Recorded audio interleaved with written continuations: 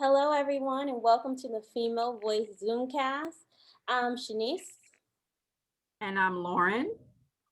NECA. I'm Takara, mental health nurse practitioner. Awesome. So the reason why Takara let us shouted out her what she does for a living is because we're going to tackle the topic of mental health. If you've been listening to our earlier discussions, we talked about physical health, we talked about diet and exercise. So today we're going to talk about mental health, and we have a couple of expert guests joining us, and I'll go ahead and let them introduce themselves. I'm Rayanne Duggan. I'm a clinical psychologist and I own my own private practice. Hello, my name is Ayana Tompkins. I'm a licensed social worker, and I also have my own private practice. All right, awesome, guys. We're so thankful that you are on and able to join us because we definitely will appreciate your expertise as we dive into mental health. You know, mental health can seem as taboo in the Black community, especially when it comes to looking at some of the symptoms and recognizing the symptoms and even discussing you have a mental health problem. So we're gonna start with our first question. So lady, feel free to answer in any order that you would like. So here's our first question. Why do you think Black women need to take their mental health just as seriously as their physical and spiritual health? So just think about that question, and then whoever wants to be the first to answer that, go ahead and chime right in. Well, I'll take it first. I actually did a little bit of research on this topic before we started. Sorry, Lauren. Let me enter. Lauren has some statistics, so go ahead, Lauren.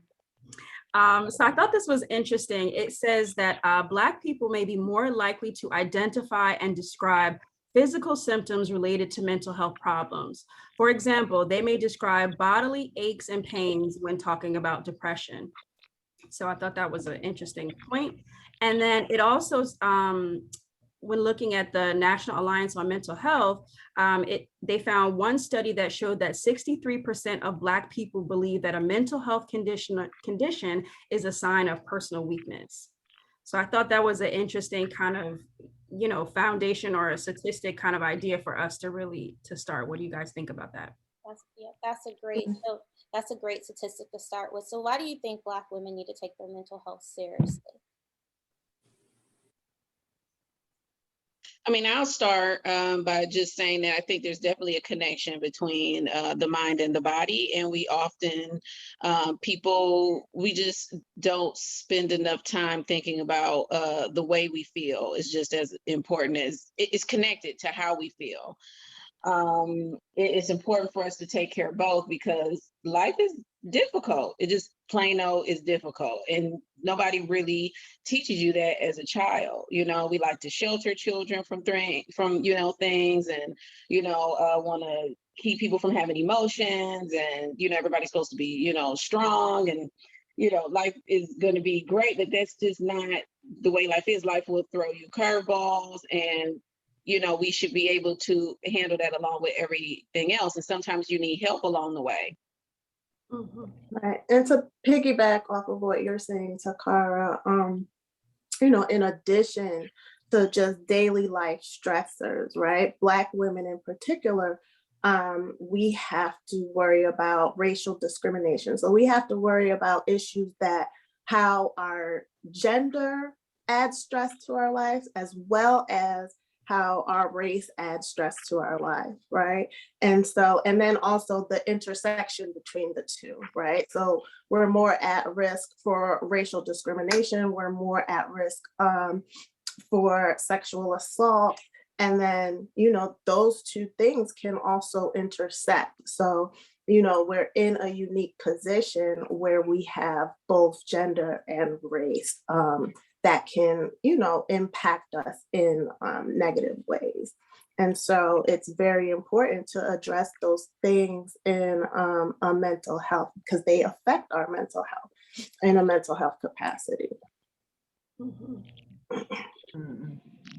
So let's go next, NECA, Ayana. I think that, your mental health and emotional well-being can have an effect on your physical. when we think about people maybe being nervous, like how you get nervous, you're going to start to have some symptoms. Maybe your heart rate increases. Maybe you start getting an upset stomach. Some people get diarrhea. Some people could even throw up. So I think, like Takara was saying, that mind-body connection is really important. And sometimes people dismiss it. And I think untreated mental health issues can also affect your physical health. I think that they're not separate entities, they're all intertwined. So to be as healthy as possible, it's important that you take care of both your mental, physical, and also spiritual health. What do you guys think about the idea of like, I know like in the past, thinking about mental health is like a privilege thing, right? So we think about like anxiety, that's something that like, if you don't have a lot to think about, you're allowed to be anxious. But if you have a lot going on, anxiety is not typically, something that we really discuss in our community, or, different variety of mental health, challenges, because we may have other things that we're dealing with and they manifest physically, and then we focus on the physical problem, even though there may have been other symptoms beforehand. So I guess, what do you think about that? Do you feel that, what do you think about that? I don't know if my question was clear. I think it was clear. I think stress does play a huge role in health. And even if it's not psychosomatic, I just think stress breaks down your body. Like if you think about a stressed out body, it's more tense. Your heart rate's beating, all the fight or flight symptoms. It's not good to be in that state all the time. It's not good for you physically. And so we really do need to pay attention to our stress levels and value self-care, because it can and will impact you physically. Yeah. And I'm going to add on to that. So we talked about physical and physical health and diet and exercise, and we learned that Black people we knew this before, but Black people are high on the obesity rate.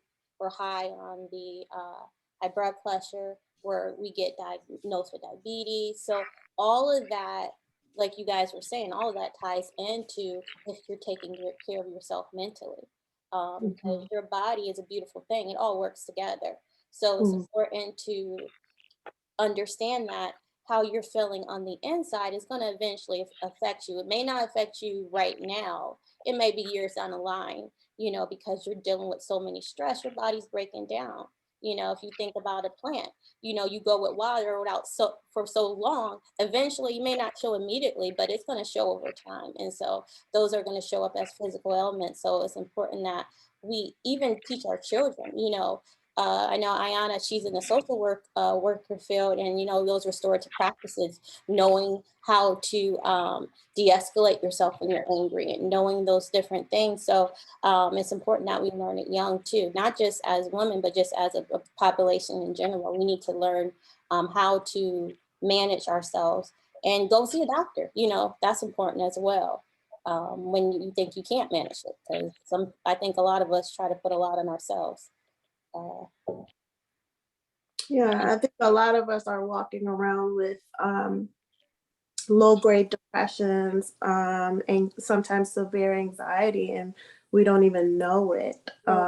We don't even have the language to express and to identify and express how we're feeling, because it's taboo. And I think it's important, like you said, Shanice, to start incorporating this into our lives and into our children's lives. Just the mere expression of what you're going through can feed your soul, can help you so much. But so many people don't even know how to. They don't have the language. And so we do have to focus, like you said, on emotion regulation and how to calm ourselves down and how to identify what we're going through and how to express what we're going through. And also, I think just norming too, like a lot of the things that we experience is like, trauma in some cases is a normal experience that we're kind of like, yeah, you've been through that, I've been through that, my so-and-so died, or my so-and-so this, and these are traumatic experiences that we all are having, and it becomes a normal process of like, you're living with it, and the conversation is the normalcy of it, which is also something we really need to work to break and to talk about more also. Yeah, and I think as a community, and I think Lauren, you were alluding to this a little bit, within our Black community, you think about, the strong family system, right? We always, especially as Black women, we are holding it down in every aspect of our family. And then if you add on drug addiction, if you add on mental health, if you add on COVID-19, if you add on lack of a job or finances or transportation, childcare, domestic violence, on and on and on, we as Black women have always been the shoulders. Okay, we have always been that strong person for our children, our families, our men to hold on to.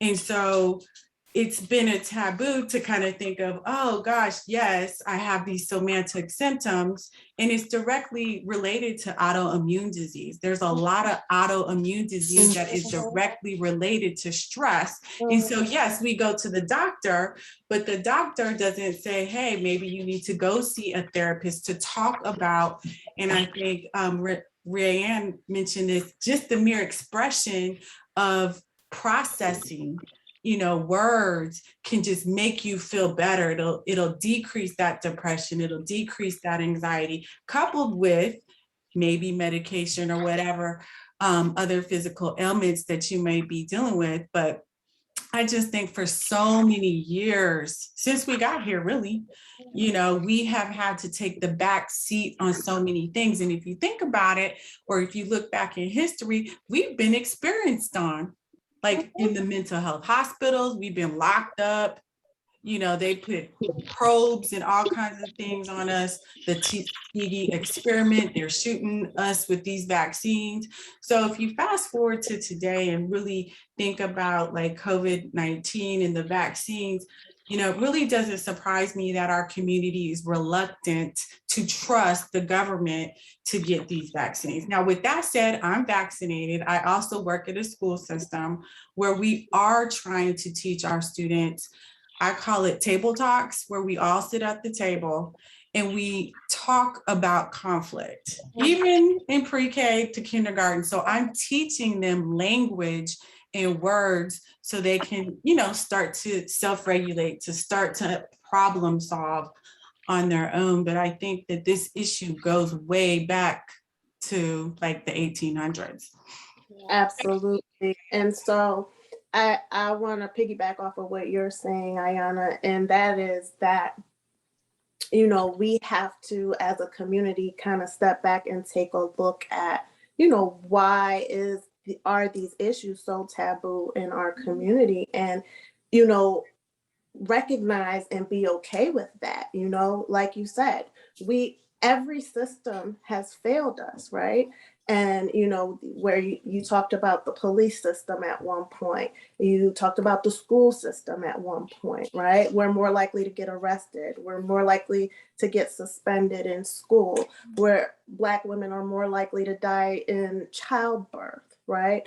And so every system has failed us. And there's this notion that we're just supposed to blindly trust when it comes to mental health.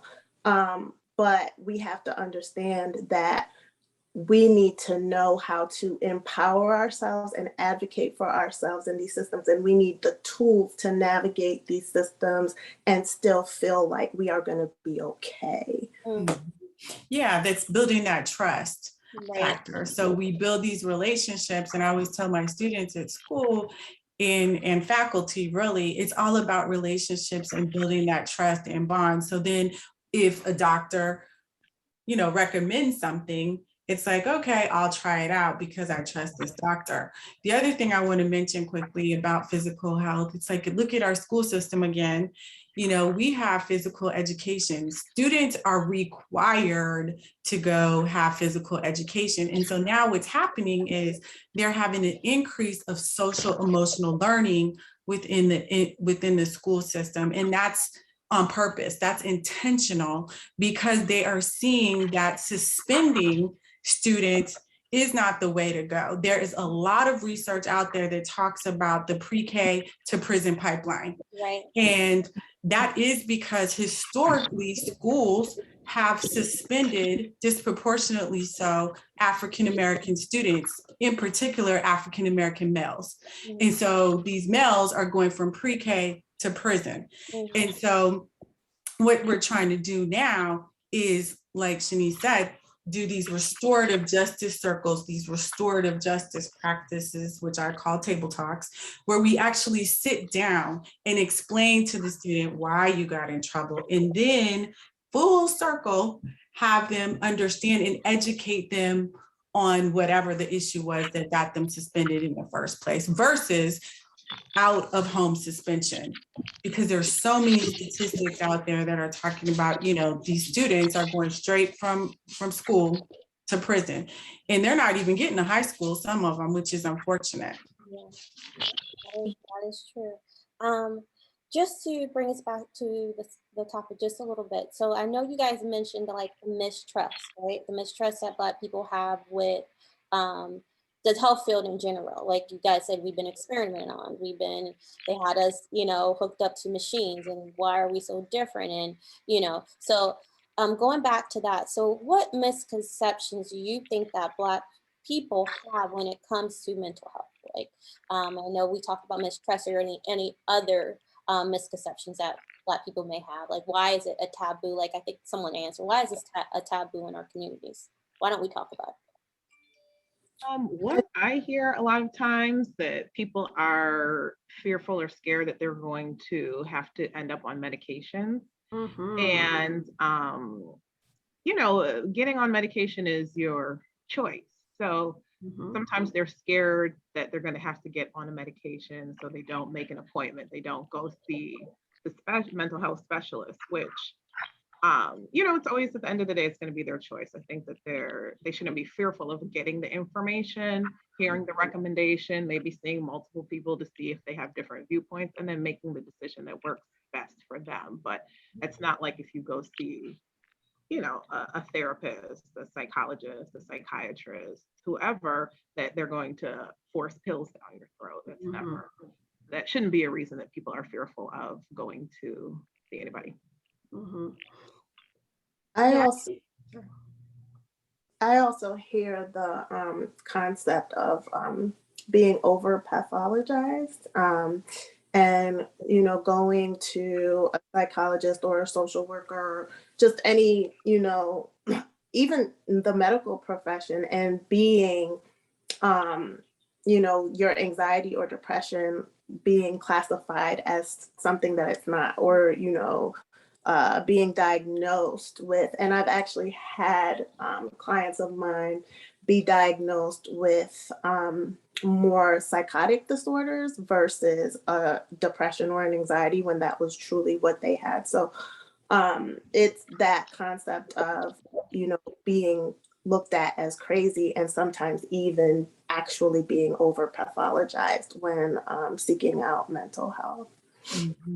Yeah, to piggyback on that, I agree with you 100%. I think the misconception is, like you said, labeling, really.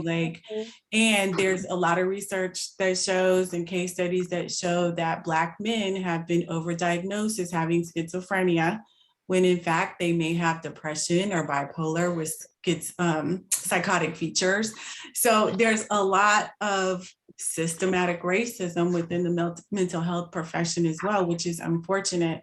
But I think labeling, people don't want to be labeled. They don't want to be told that they're crazy or anything like that, because we are a strong community. We've had to be. And so I think it goes back to that stigma of being labeled and being, thought upon as weak. Like, I'm less than, I can't handle this on my own. I've been handling this on my own. So I think that's a real misconception within our community. Mhm. I think it's definitely something. I mean, it's a balance though, because we have faced challenges where we have been labeled, and it has had negative effects for us. So a lot of the misconceptions that we have, although we're trying to change them now, they are as a result of things, bad things happen to us if you are labeled with this, right? If you, you're in a resource or a special education program, you may not receive the same types of education or the same opportunities that other people receive. So, there's a big fight sometimes between mental health and what we want to do as a community. But I think it is important to recognize that all of those little misconceptions have roots in some real events or traumas that may have happened in the past. So it's tough. It is tough, and I think we could do a better job at educating our community though within like our own Black community, like within the churches. I mean, we can start there at the Black church. Like we can really, I think, do a better job at like educating people on what mental health really is. And then if you educate people on what it is, then these misconceptions hopefully will just go away or melt down and be very minimal within our community. And then we can reach more people within the community. And I think people need to know how to hold on to autonomy in their own mental health and how to advocate for themselves. I think part of it is that, we have to feel empowered that we are in control. When we go to see a psychologist or when we go to a therapy session, we're not bound there, we're not stuck there. We have rights to our records. Things like that. We have rights to ask questions. We have right to interview our providers just as much as they are assessing us, right? And you're not just blindly going in there and allowing them to do whatever they want, right? You can, empower yourself to have a say-so in your treatment. I think it goes back to what Lauren initially said. What was the statistic, Lauren, about that the percentage of Black people who see that mental illness as a weakness? 63%. Right. So I wouldn't be surprised if that number were higher.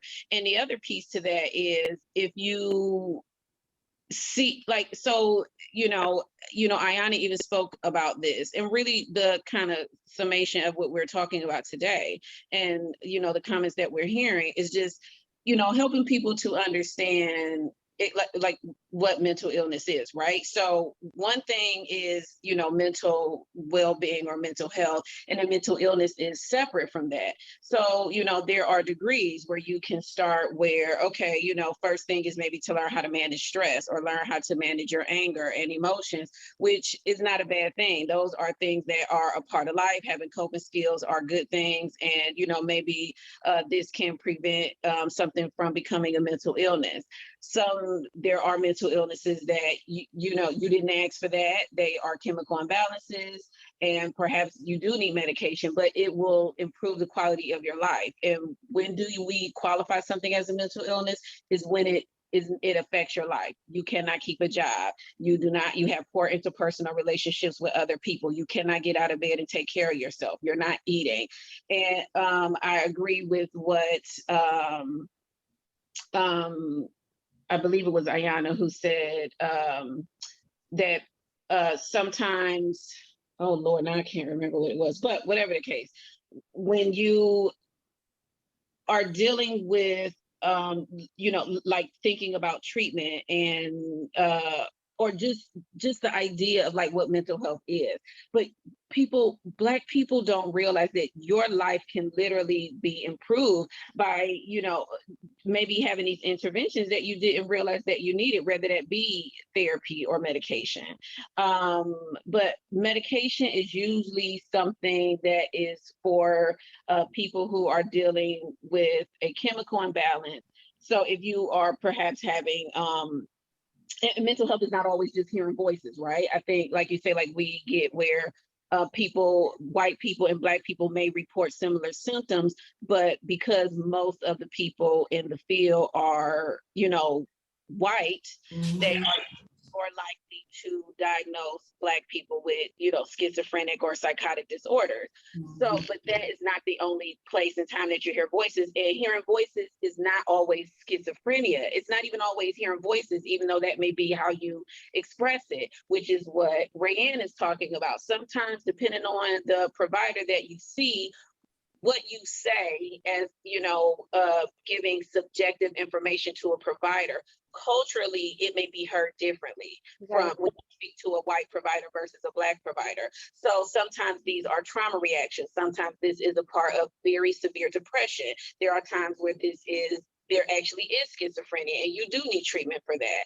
So, I want my message to people would be to understand that, mental illness, the issue, we can start with dealing with stress and anger and dealing with emotions. And then we can move into, because stressed out children become stressed out adults. And it's hard to be a very productive citizen of society if you don't feel good, whether that be physical or mental. So it's hard to, manage, a chronic illness, or to even think about preventing a chronic illness if you can't concentrate, you can't think clearly, you are worried about immediate needs, you have all of these other extenuating circumstances that can cause more stress, in your life, whether it be your family member. I mean, it's multifactorial. And I really would like people to understand that when you get to a point where you don't want to get out of bed, you are having thoughts of, my life would be better if I was not here, having suicidal thoughts. That is not normal. And that's not something that everybody should go through and that people should expect. And there is treatment for that. There is a non-judgmental place that you can go to find treatment. And I think NECA spoke to that as well, about finding a provider that you relate to and that you feel good about seeing, so that you can be honest and forthcoming to get the best treatment that's going to work for you. Mhm. And I was going to say too, because Lauren brought up something, the idea that it's for the privilege, to have a mental health professional help you out. I think that's a huge misconception, I think, within our community, because it's not, white people don't just see psychologists and psychiatrists. It's not just, it doesn't matter what color you are. If you need help, you need to get help. And then I think that's one thing we need to kind of get out of our mind, that this is a white thing. It's not. Black people experience mental health too, so I think that that's something that I feel our community needs to embrace, that this is not a white thing. You can seek help if you're Black. I have several friends that go see psychologists and they're Black. It doesn't matter what color you are. I just wanted to add that, because I know Lauren mentioned something about it being a privilege. Some people see it as a privilege. And I agree, again, and Rayanne brought this home as well, talking about how, it's just stressful being Black in America.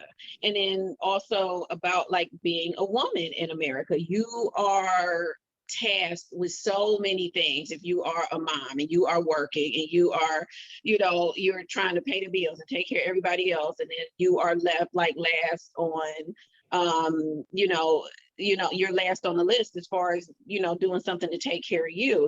We are often sleep deprived. We're doing long commutes. And then you're right about adding like the pandemic on top of that. All of these things can decrease your mood. They can make people sad. They can, again, but the issue is, can you come out of that sadness with therapy, or do you need additional help where we need to adjust the amount of serotonin in your brain, because it's literally suppressed? And that is what you need to be able to function and take care of your children, because unfortunately, unhappy parents make for unhappy kids. True, that's true. That's definitely true. All right, I'm going to kick it off to the last question, unless anyone has any more comments or about misconception. I would just like to say really quickly, Shanice, that, I think Rayanne mentioned this, it's very important to apply self-care, because as let's just say a single mom or whatever the case may be, like applying self-care goes a long way. I mean, people could go exercise, eat right, have a mindful minute, take a couple breaths, hot shower, listen to music. I mean, these are things that, you know, research has shown, like you mentioned about the brain, you know, it really helps to slow down the thoughts. And, you know, it really helps you to focus. But the other thing I'd like to mention too is I don't think it's one thing. So it's not just talk therapy that can help you regulate. It's not just a magic pill. There's no magic pill. There might be a compilation of things that need to occur in order to feel more relief. If you are having, you know, high anxiety, high depression, or things of that nature. I always tell people it's not just one thing. It could be, you know, but it might take a compilation of things to get you back, you know, to baseline or feeling good and really like enjoying life again. And you're right, you don't have to suffer. You do not have to suffer. Please reach out to somebody, a caring friend, your support system. You can also Google Psychology Today. They have a ton of verified, you know, psychotherapists in every state. All right, thank you, Ayana. And last question, ladies. So here is the last question.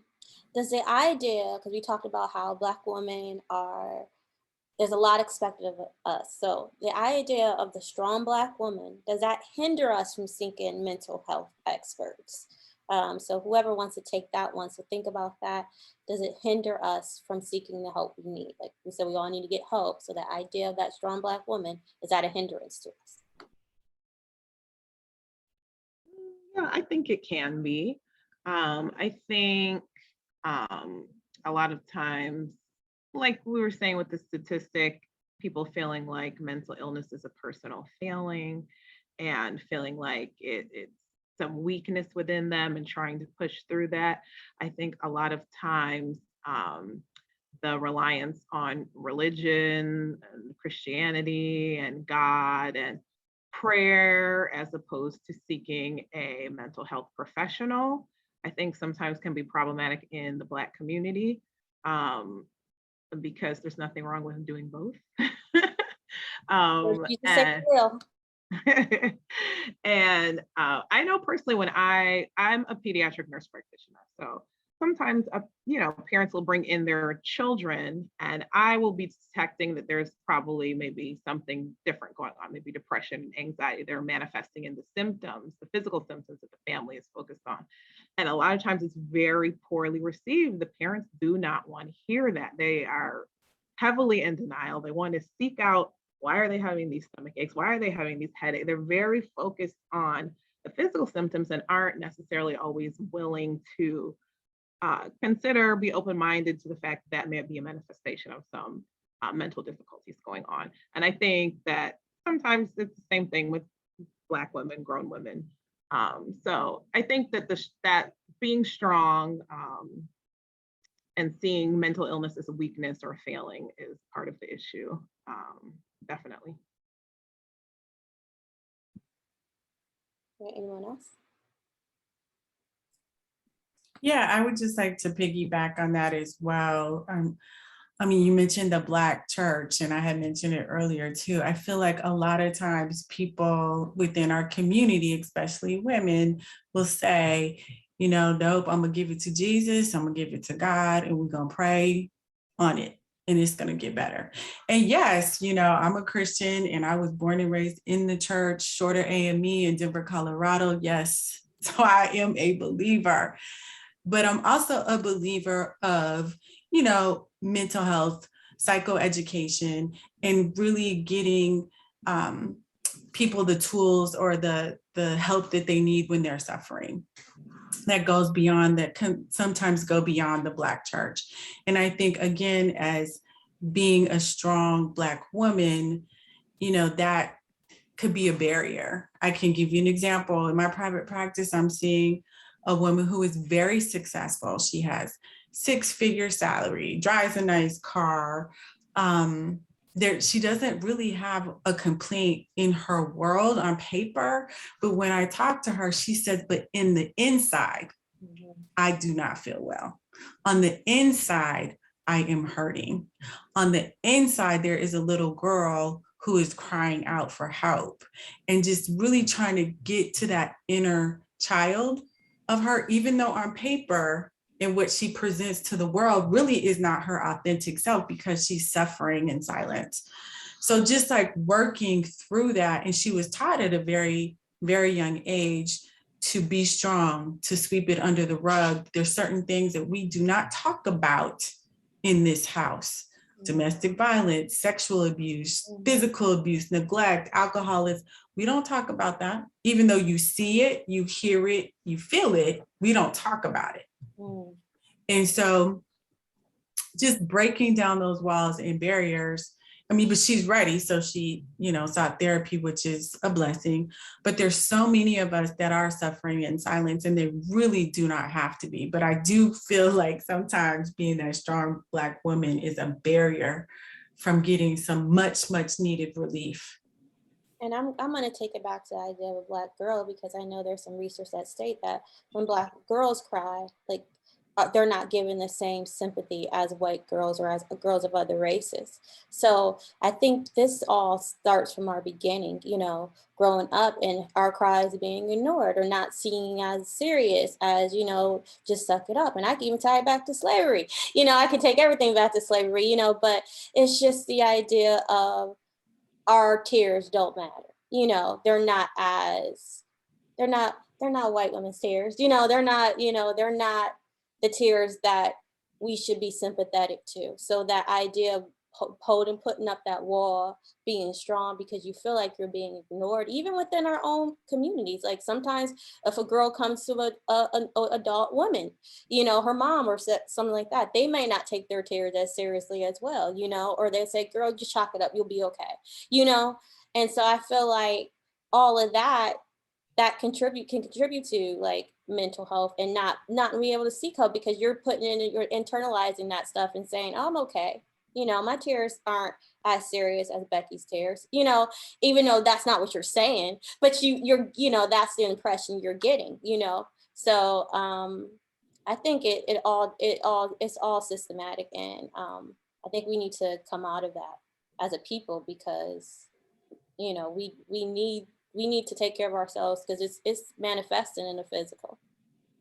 I agree, Shanice, like with what you're saying, because it's an old trope that really we need to get rid of. Like, this whole idea of like, being a strong Black woman, and like you say, everything being on us and on our shoulders, which was also, brought up here today by Ayana. Like, it's ridiculous. Everybody needs support, at some point, right? And then the next step from that would be recognizing when you need to go from support or, your church to treatment, because the Bible also says faith without works is dead. Mm-hmm. So if you have resources here to help you, you should not be afraid to utilize those things. You should feel empowered by going to make sure that you are taken care of, so that you are in the best mental space to take care of yourself and your family, because you can't meet the needs of other people if you are not taking care of yourself first. And actually, if anybody want to check, all the Bible people who are like, leave it to God, is James chapter 2, verse 17. The Lord gave you tools, you should use them.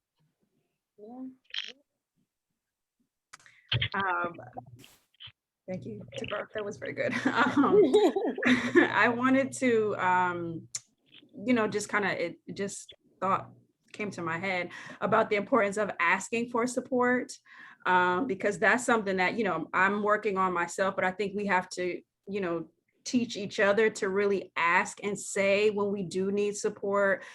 Definitely going to mental health and exercise, all those things are great, but we also have to be able to articulate, this is what I need in order to maintain my mental health. And it's okay for us not to have everything all wrapped up in a nice little bow, and to have everything all figured out. And so I think that's definitely something that we as women, when we talk about mental health, we also have to forgive ourselves for the things that we don't do the way that we think that we should also. So And doing away with the idea that, you know, the idea that we're always supposed to be happy, that's a fallacy. We're not always going to be happy. There are times where you will be sad. That does not mean that you are, weak and that you have a mental illness. Sometimes it's literally just sadness, or you're grieving the loss of somebody. Those things are normal. So again, like talking about education in the Black community is just maybe even sometimes just learning what is normal and what is not normal. But there is a full range of emotions that you are going to experience in life, and that is okay. Again, it's when things are negatively affecting the quality of your life. And there should not be that kind of expectation on, women that, like you say, Lauren, that everything should be wrapped up into a pretty little bow, and we should just be happy and everything is going to be rainbows and butterflies all your life. That's just not realistic. And we do it to each other also, I think, as women together, we need to work better at supporting each other through the challenges that we have, and not norming trauma, not putting each other down, and, just really working actively on being good sisters to each other is something that we just, got to do better.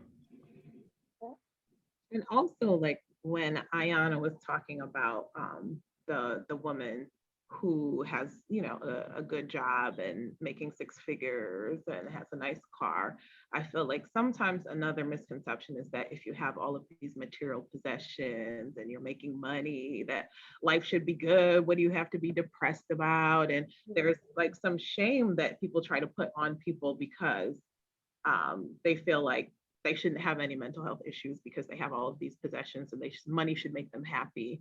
And in reality, we know that that's not how it works. You think about all of the celebrities that we know who have committed suicide or have, substance abuse issues. That's not going to be enough for anybody to ward off any kind of mental illness or issues that they have. So I think that's another common misconception that needs to be dispelled. All right, awesome discussion, ladies. Do we have anything that we want to say before we close the call? Any shout outs, anything that we would like to say? But first I want to say thank you to all of you. You guys did a wonderful job, and we appreciate, again, like I said in the beginning, we appreciate your expertise. And even just from your open, honest conversation. So if you have anything that you would like to shout out, feel free to shout out, or you have any last words, anything else you want to say, go ahead, and I'm going to mute my mic and you guys can go ahead.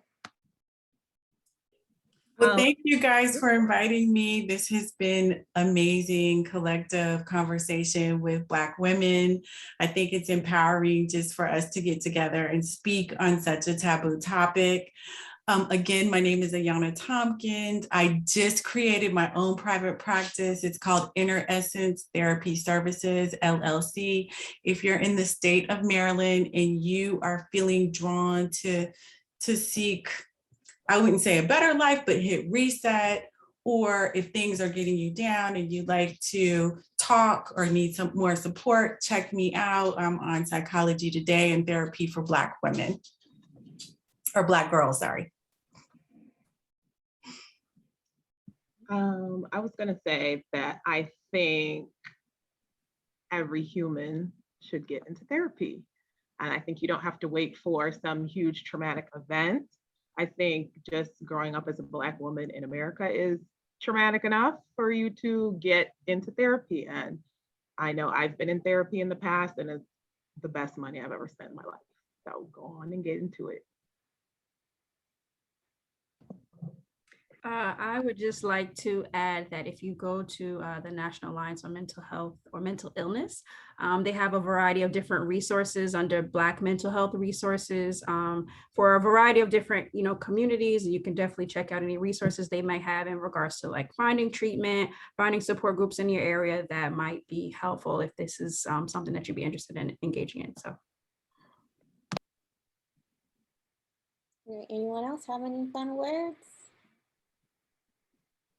Yeah, all right. Well, let's of course shout out the Black event. Oh, Rayhan, do you have Oh, I was just gonna say Go ahead. thank you for having me. I really appreciate being a part of this. I think it's a really positive thing, and I do think that we do need to more of these conversations amongst ourselves as Black women and outreach like this. So thank you.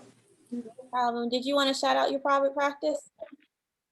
Well, yeah, sure. I have a private practice in Midlothian, Virginia. We have about 11 providers, a few minority providers, including Black women. Um, so again, it is called Duggan and Walden Wellness. So if we're on Psychology Today as well, and we have a website, so you can if you live in our area, you can, and we also, if you live in Virginia, actually, because we also do telehealth. So. Awesome, awesome. And of course, we got to shout out NECA's Waste Fees. Every episode gets a shout out of those. Find her on Instagram. NECA, shout yourself out. Waste Watcher Bees on Instagram and Facebook. Website to come soon. All right. Well, again. Oh, wait, Go ahead, hold on. Sarah. No, I would just say like I do post, I have a Instagram page for where I just talk about mental health for the Black community, where it's a lot just, sometimes it's facts and figures, and sometimes it's, just giving out just information so that we can be better educated. And my page is the Black BLK Psych MP on Instagram if you wanted to follow me. All right. All Awesome. right. Awesome. Well, again, thank you, ladies. Shout out to the Black Advancement. And we're out. See you next time. Bye.